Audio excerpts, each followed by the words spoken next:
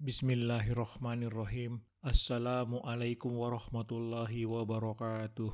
Sahabat Al-Quran yang berbahagia. Hari ini insya Allah kita akan membaca terjemahan dan tafsir dari firman Allah Subhanahu wa Ta'ala dalam surat Al-Baqarah tentang peringatan Allah Subhanahu wa Ta'ala kepada Bani Israel.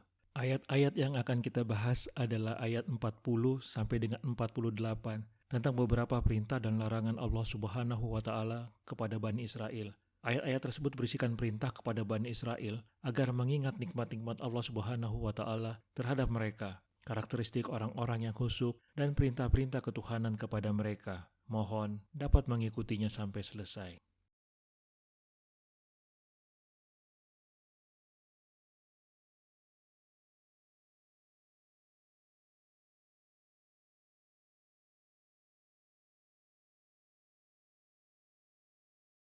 Wahai Bani Israel, ingatlah nikmatku yang telah aku berikan kepadamu, dan penuhilah janjimu kepadaku. Niscaya aku penuhi janjiku kepadamu, dan takutlah kepadaku saja.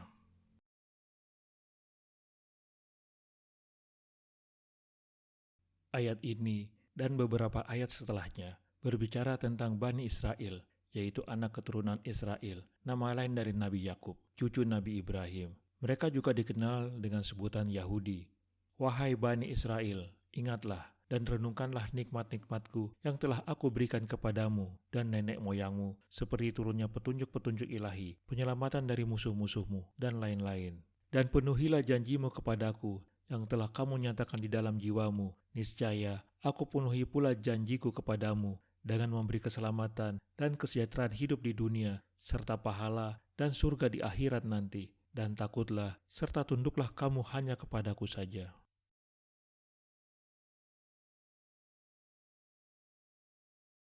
Hai Bani Israel, renungkanlah nikmatku yang telah aku anugerahkan hanya kepadamu dan nenek moyangmu dengan memikirkan dan melaksanakan kewajiban untuk mensyukurinya. Penuhilah janjiku yang aku tetapkan dan telah kalian nyatakan dalam diri kalian, yaitu berupa iman, amal saleh, dan pembenaran kepada nabi-nabi yang datang sebelum Musa. Kalau kalian lakukan hal itu, niscaya aku akan memenuhi janjiku kepada kalian dengan memberikan pahala yang baik dan kenikmatan yang abadi. Janganlah kalian takut kepada siapapun selain aku, serta hati-hatilah terhadap hal-hal yang menyebabkan kemurkaanku kepada kalian.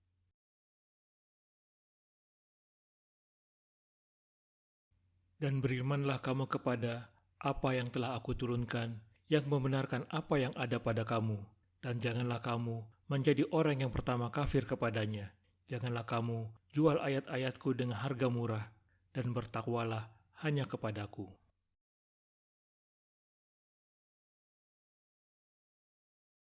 Tuntunan pada ayat di atas dipertegas lagi dengan mengajak mereka memeluk Islam yang dibawa oleh Nabi Muhammad. Dan berimanlah kamu kepada apa, yakni Al-Quran, yang telah aku turunkan kepada Nabi Muhammad, yang membenarkan apa, yakni Taurat, Zabur, dan lain-lain yang ada pada kamu. Dan janganlah kamu menjadi orang yang pertama, yakni yang paling gigih dan paling keras mengingkari dan kafir kepadanya. Janganlah kamu jual, campakkan, atau tukar ayat-ayatku dengan kemegahan duniawi dan dengan harga yang pada hakikatnya murah, walaupun tampak mahal. Dan bertakwalah hanya kepadaku, sebab dengan itu kamu akan dapat menjalankan perintahku dan meninggalkan laranganku, sehingga kamu tidak terjerumus dalam kesesatan.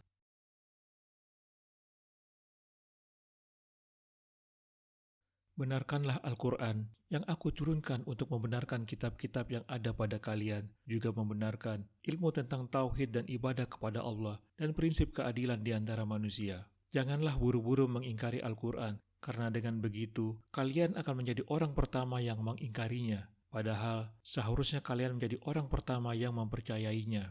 Jangan kalian tinggalkan ayat-ayat Allah untuk kemudian mengambil kesenangan hidup di dunia yang sebenarnya sangat murah dan tidak abadi sebagai pengganti. Takutlah kalian hanya kepadaku, kemudian ikutilah jalanku dan tinggalkanlah kebatilan.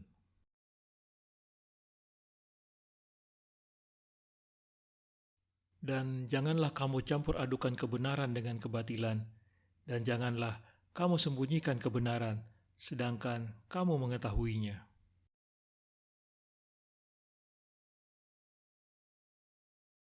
Pada ayat ini, Allah memberikan larangan kepada Bani Israel untuk tidak mencampur adukan antara kebenaran dan kebatilan. Dan janganlah kamu, wahai Bani Israel, campur adukkan kebenaran dengan kebatilan, dengan memasukkan apa yang bukan firman Allah ke dalam kitab Taurat. Dan janganlah kamu sembunyikan kebenaran firman-firman Allah seperti berita akan datangnya Nabi Muhammad, sedangkan kamu mengetahuinya.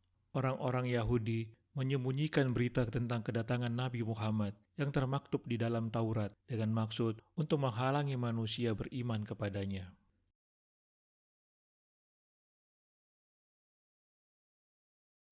Janganlah kalian gabungkan antara kebenaran yang datang dariku dengan kepalsuan yang kalian buat, agar tidak terjadi pencampur adukan. Janganlah kalian sembunyikan kebenaran, termasuk di dalamnya kebenaran Muhammad, sedangkan kalian mengetahui kebenaran hal itu.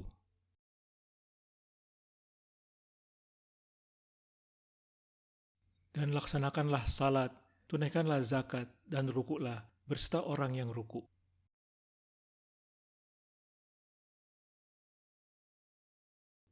Setelah mengajak Bani Israel untuk memeluk Islam dan meninggalkan kesesatan, perintah utama yang disampaikan kepada mereka setelah larangan di atas adalah perintah untuk melaksanakan salat, dan laksanakanlah salat untuk memohon petunjuk dan pertolongan Allah. Tunaikanlah zakat untuk menyucikan hatimu dan menyatakan syukur kepadanya atas segala nikmatnya. Dan rukuklah berserta orang yang rukuk, yakni kaum muslim, yang beriman dan mengikuti ajaran Nabi Muhammad.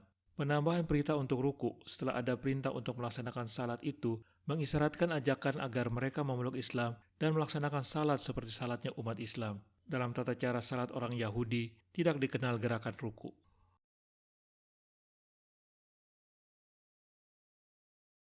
Terimalah ajakan untuk beriman, lalu kerjakanlah salat dengan rukun yang benar, dan berikanlah zakat kepada orang-orang yang berhak menerimanya. Salatlah berjamaah dengan orang-orang muslim, agar kalian mendapatkan pahala salat dan pahala jamaah. Hal ini menuntut kalian untuk menjadi orang-orang muslim.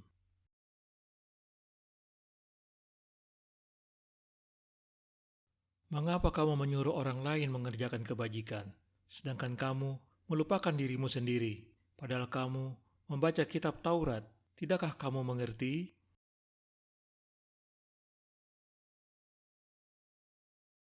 Selanjutnya, setelah memerintahkan salat dan zakat, ayat ini mengecam pemuka-pemuka Yahudi yang seringkali memberi tuntunan kepada orang lain agar berbuat baik, tetapi melakukan sebaliknya dan melupakan diri mereka. Mengapa kamu Bani Israel atau pemuka-pemuka Yahudi menyuruh orang lain, baik yang seagama dengan kamu maupun orang-orang musyrik atau siapa saja, untuk mengerjakan kebajikan, sedangkan kamu melupakan dirimu sendiri dan tidak menyuruh dirimu untuk melakukan kebajikan itu? Kamu melakukan hal itu padahal kamu membaca kitab Taurat. Tidakkah kamu mengerti dan berakal sehingga memiliki kendali yang menghalangi kamu terjerumus ke dalam dosa dan kesulitan?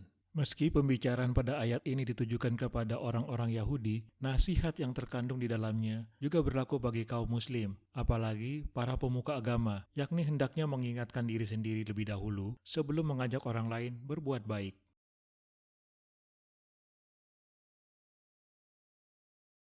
Apakah kalian meminta orang lain untuk selalu berbuat kebajikan dan tetap dalam ketaatan serta menghindari kemaksiatan, sedangkan kalian tidak melaksanakan apa yang kalian katakan dan tidak berpegang teguh kepada apa yang kalian minta? Sebenarnya, hal ini merupakan penyia-nyiaan terhadap diri sendiri. Kalian seakan-akan melupakan diri sendiri, padahal kalian sudah membaca Taurat yang memuat ancaman seandainya perkataan bertentangan dengan perbuatan. Bukankah kalian memiliki akal yang membentengi kalian dari perilaku yang hina itu?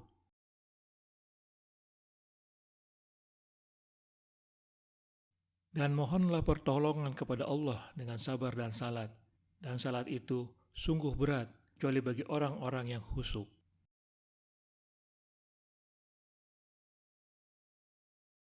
Dan mohonlah pertolongan kepada Allah dengan penuh sabar, dengan memelihara keteguhan hati dan menjaga ketabahan, serta menahan diri dari godaan dalam menghadapi hal-hal yang berat, dan juga dengan melaksanakan salat. Dan salat itu sungguh amat berat, kecuali bagi orang-orang yang khusyuk dan tunduk hatinya kepada Allah. Mereka adalah orang-orang yang yakin bahwa mereka akan menemui Tuhannya dan bahwa mereka akan kembali kepadanya.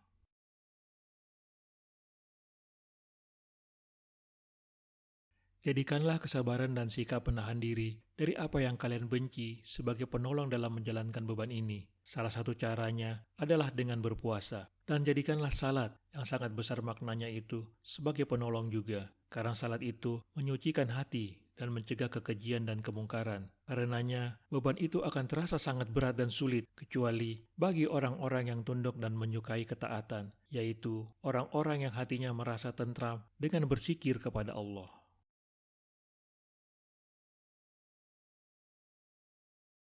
Yaitu mereka yang yakin bahwa mereka akan menemui Tuhannya dan bahwa mereka akan kembali kepadanya.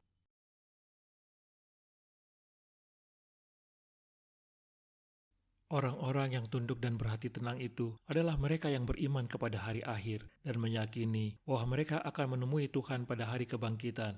Hanya kepadanya lah mereka akan kembali untuk dihisap dan diberi ganjaran atas perbuatan mereka.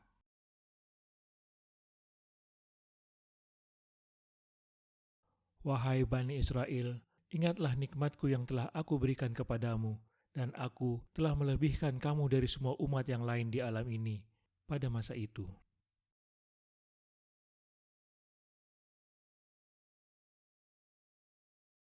Pada ayat ini, Allah kembali mengingatkan Bani Israel tentang nikmatnya agar lebih mendorong mereka untuk bersyukur. Wahai Bani Israel, ingatlah nikmatku yang telah aku berikan kepadamu dan nenek moyang kamu, dan aku telah melebihkan kamu dari semua umat yang lain di alam ini yang memiliki peradaban maju seperti bangsa Mesir atau penduduk Palestina pada masa itu. Allah memanggil mereka dengan panggilan Bani Israel untuk mengingatkan bahwa pada masa nenek moyang mereka lah terdapat kelebihan yang dianugerahkan Allah kepada bangsa ini. Allah mengingatkan mereka agar mensyukuri nikmat itu antara lain dengan mempercayai datangnya Nabi yang telah diberitakan di dalam kitab sucinya.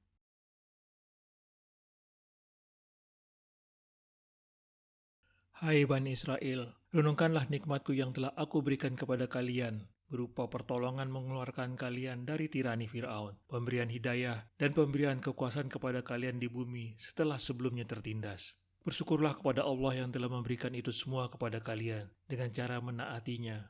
Ingatlah bahwa aku telah memberi nenek moyang kalian apa-apa yang tidak aku berikan kepada seorang pun pada masa kalian. Kata-kata ini ditujukan kepada orang-orang Yahudi yang diwakili oleh orang-orang yang hidup pada zaman Rasulullah.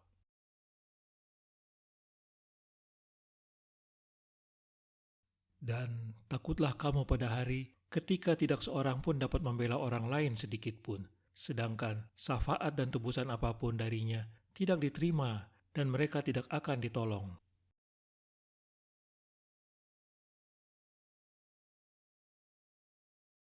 Dan takutlah kamu, serta jagalah dirimu dari kesulitan pada hari kiamat, ketika tidak seorang pun dapat membela orang lain sedikit pun. Jangan kamu menduga bahwa orang tua, betapapun terhormat dan taatnya dia kepada Allah, berkesempatan untuk membela atau memberi syafaat, sedangkan syafaat dan tebusan apapun darinya tidak diterima, dan mereka tidak akan ditolong. Syafaat secara harafiah berarti genap, lawan dari ganjil. Orang yang meminta syafaat menggenapkan dirinya dengan orang lain, meminta pertolongan untuk memperoleh sesuatu, sehingga ia tidak lagi sendiri atau ganjil di dalam pengharapan itu. Ayat ini memberikan kesan bahwa orang-orang Yahudi tidak mensyukuri nikmat Allah. Pada ayat ini, Allah mengingatkan mereka agar takut kepada siksaan Allah pada hari kiamat. Pada hari itu, tidak ada syafaat yang dapat menolong mereka, dan tidak ada tebusan apapun yang dapat menggantikan siksaan Allah yang ditimpakan kepada mereka.